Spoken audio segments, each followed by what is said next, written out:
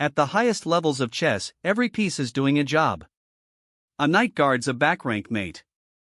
A bishop holds a diagonal that protects the king. A rook defends a critical file. What if you could force that piece to abandon its duty?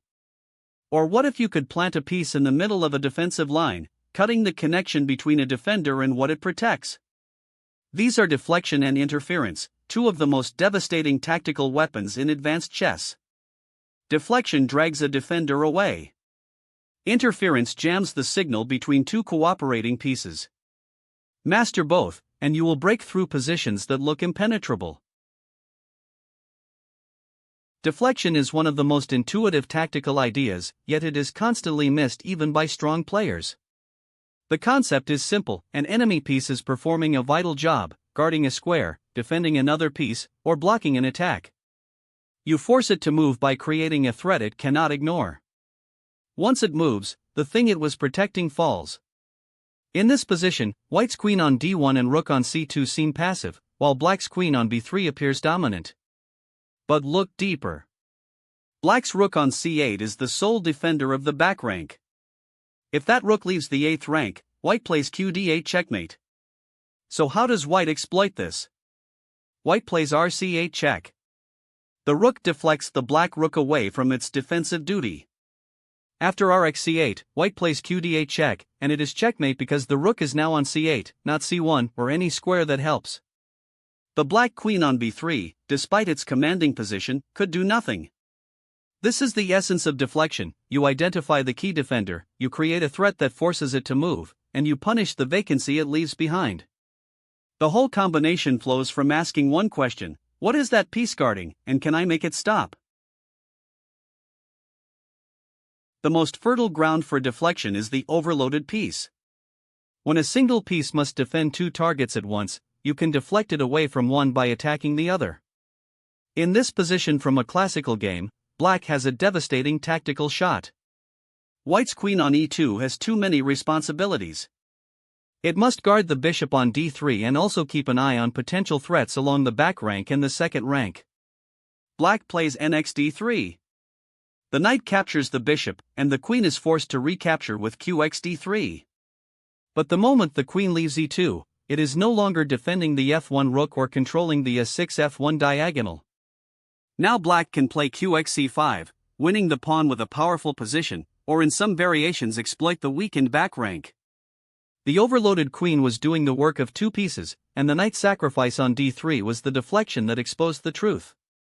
The key skill here is pattern recognition. Whenever you see a piece defending two things, your alarm bells should ring. One sacrifice, one deflection, and the entire defensive structure crumbles. This is why strong players always check: is any piece doing double duty? Interference is the subtler cousin of deflection. Instead of dragging a defender away from its post, you jam the communication between two enemy pieces by placing one of your pieces on the line that connects them. Imagine a rook defending a bishop along a file. If you drop a knight onto that file between them, the rook can no longer see the bishop. The defensive link is broken. In this position, black's bishop on b7 and rook on a8 cooperate along the back rank and diagonal. But watch what happens when white plays nd5. The knight lands on d5, and suddenly black is in trouble. The knight interferes with the b7 bishop's control of several key diagonals. If the knight is captured by exd5, the e-file opens explosively toward the black king. The knight on d5 is a monster, but its most important function is interference. It cuts the connection between black's queenside pieces and the kingside defense. Interference works because chess pieces operate on geometric lines, files, ranks, and diagonals. By occupying a critical intersection on one of these lines, you sever the connection between enemy pieces that are cooperating across that line. The result is that pieces that were working together are now working alone. Aaron Nimzowitsch, the great chess theorist, was fascinated by interference because it illustrated his concept of overprotection and line control. Consider interference on diagonals, which is even more elegant than interference on files or ranks. In this position, black's bishop on f5 and bishop on b7 work together to cover key squares in the center. The f5 bishop controls e4 and d3, while the b7 bishop controls d5 and e4. Together, they create a formidable defensive wall. But white can play d5. This pawn advance is a powerful interference move. The pawn on d5 blocks the b7 bishop's diagonal, severing its connection to e4 and f3. Suddenly the b7 bishop is a tall pawn, staring at the d5 wall. Now the f5 bishop must defend alone, and white's pieces can exploit the squares that the b7 bishop no longer controls. The d5 pawn interferes with the entire defensive scheme. Nimzowitsch wrote that the ability to recognize interference possibilities separates the master from the amateur. It requires seeing the board not as a collection of pieces, but as a network of lines and intersections. Every diagonal, file, and rank is a communication channel. Interference is jamming the signal. The real mastery comes when you combine deflection and interference in a single combination. First, you deflect the key defender away from its post. Then, before another piece can rush to fill the gap, you place an interfering piece on the line that the reinforcement would use. The combination is airtight because you have removed the first line of defense and blocked the second. Consider this French defense position. White has a space advantage with the pawn on e5, and black's pieces are somewhat cramped. White can begin with bxh7 check, the classic Greek gift sacrifice.